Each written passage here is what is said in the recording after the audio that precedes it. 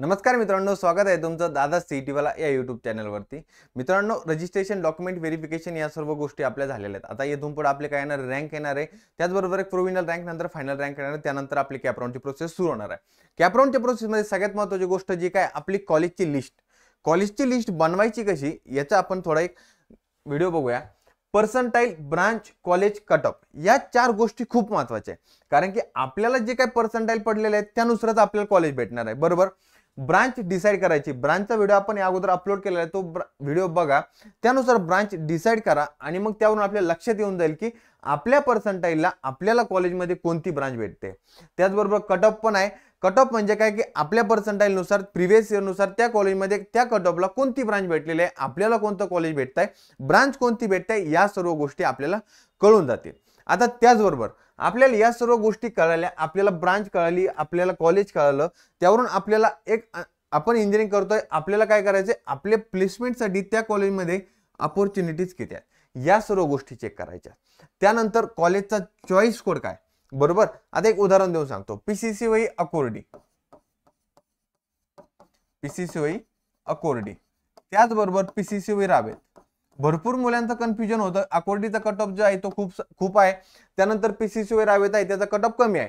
तर यामुळं ज्या कॉलेजचा चॉईस कोड काय आहे या सर्व गोष्टी आपल्याला लक्षात ठेवायच्या। त्याचबरोबर जेएसपीएम आहे, सिंहगड आहे, डीवाय पाटील आहे, या कॉलेजेसचे सेम नाव आहेत पण त्यांचे चॉईस कोड जे आहेत ते वेगवेगळे। आपण काय ऐकतो की जेएसपीएमचं जी काही ब्रांच आहे ती खूप चांगली आहे, पण मग जेएसपीएमचं कॉलेज चांगलं कोणतं आहे, डीवाय पाटील आहे, डीवाय पाटील अकोर्डी आहे, डीवाय पाटील पिंपरी आहे, डीवाय पाटील तळेगाव, डीवाय पाटील लोहगाव, असे भरपूर काही कॉलेजेस आहेत। तर डीवाय पाटील अकोर्डी जी आहे त्याची मेन ब्रांच आहे, तर यानुसार आपल्याला चॉईस कोड कॉलेजचा काय आहे यावरून आपल्याला कॉलेज कोणतं बेटर आहे या सर्व गोष्टी कळणार आहे। त्याचबरोबर कॉलेजमध्ये अकॅडमिक्स काय, म्हणजे कॉलेजमध्ये जो काही स्टाफ आहे किंवा कॉलेजमध्ये जे काही सिलेबस आहे ते शिकवणार कसं आहे, तर या सर्व गोष्टी आहेत, अकॅडमिक्स वगैरे या सर्व गोष्टी पण आपल्याला कन्सिडर करायच्या कॉलेजची लिस्ट बनवताना। त्यानंतर कॉलेज ऑटोनॉमस आहे की नॉन ऑटोनॉमस आहे या सर्व गोष्टी देखील कन्सिडर करायच्या, कारण की ऑटोनॉमस म्हणजे काय की कॉलेजचा जो काही सिलेबस आहे, कॉलेजची जी काही फॅकल्टी आहे, कॉलेजचं जे काही एक्झाम आहे तर त्या कॉलेजमध्येच कंडक्ट केले जाणार आहेत। म्हणजे बाकी सर्व कॉलेजेसमध्ये एक्झाम वगैरे ते काय कॉलेजमध्येच कंडक्ट केले जाणार आहे, पण जो काही सिलेबस शिकवला जाणार आहे त्याच रिलेटेड तुम्हाला एक्झाम मध्ये क्वेश्चन्स विचारले जाणार आहे। जे कॉलेजेस ऑटोनॉमस नाही, जे एसपीपी ॲफिलिएटेड वगैरे ते कॉलेजेस वेगळे असतात। जे ऑटोनॉमस आहे, व्हीआयटी सपोज, पीसीसी अकोर्डी आहे, जेएसपीएम तातोडे आहे, हे जे काय मेन कॉलेजेस आहेत ना, तर हे जे काय कॉलेजेस आहेत ते ऑटोनॉमस इन्स्टिट्यूट आहे।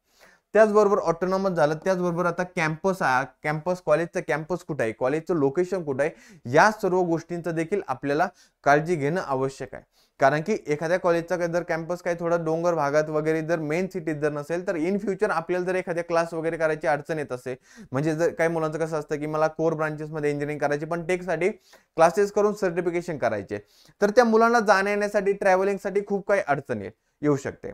त्या रिलेटेड आपल्याला कॉलेजचा कॅम्पस कुठे आहे या सर्व गोष्टींची देखील अडचण येऊ शकते। कॉलेजचे लिस्ट बनवताना कोणत्या गोष्टी लक्षात ठेवायच्या या सर्व गोष्टी तर कन्सिडर करायच्याच आहेत, परंतु आपल्या कट ऑफ नुसार ज्यावेळेस आपण कॉलेजची लिस्ट बनवतोय त्यावेळेस आपल्याला कळतं की आपल्याला कॉलेज कोणतं भेटणार आहे, आपल्याला ब्रांच कोणती मिळणार आहे, आपल्या पर्सेंटाइल नुसार आपल्याला कॉलेज कसं भेटतंय।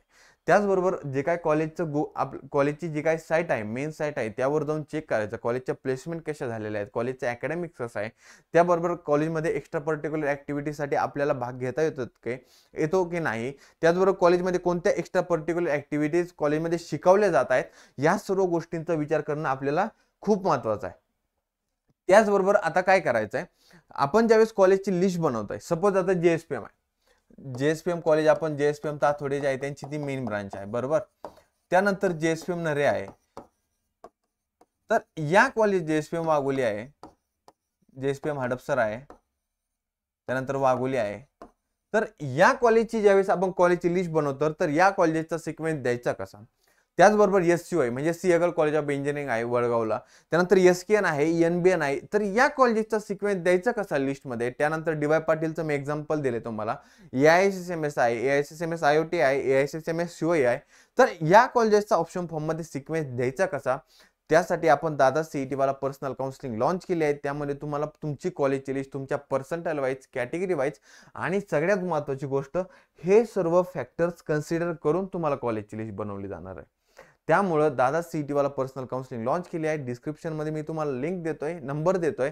त्याचबरोबर तुम्ही व्हॉट्सअप ग्रुप पण जॉईन करू शकताय. जे काही इंजिनिअरिंग फर्दर जे काही रिगार्डिंग अपडेट्स आहेत त्या सर्व गोष्टी तुम्हाला फ्री ऑफ कॉस्ट मध्ये तुम्हाला आपल्या ग्रुपवर प्रोव्हाइड केल्या जातात.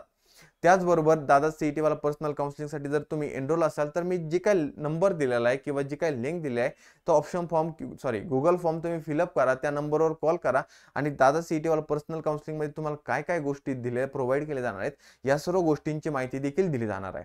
त्याचबरोबर कॉलेजची लिस्ट झाली, कॉलेजची अलॉटमेंट केल्यानंतर आपल्याला जो काही स्पॉट राऊंड आहे या सर्व गोष्टी आपल्या काउन्सिलिंगमध्ये प्रोव्हाइड केल्या जाणार आहेत. त्याबरोबर तुम्ही खाली जे काही व्हॉट्सअप ग्रुप आहे त्यामध्ये पण तुम्ही जॉईन करा. तुम्हाला स्पॉट राऊंडसाठी कुठं अप्लाय करायचं या सर्व गोष्टींची देखील माहिती मिळणार आहे.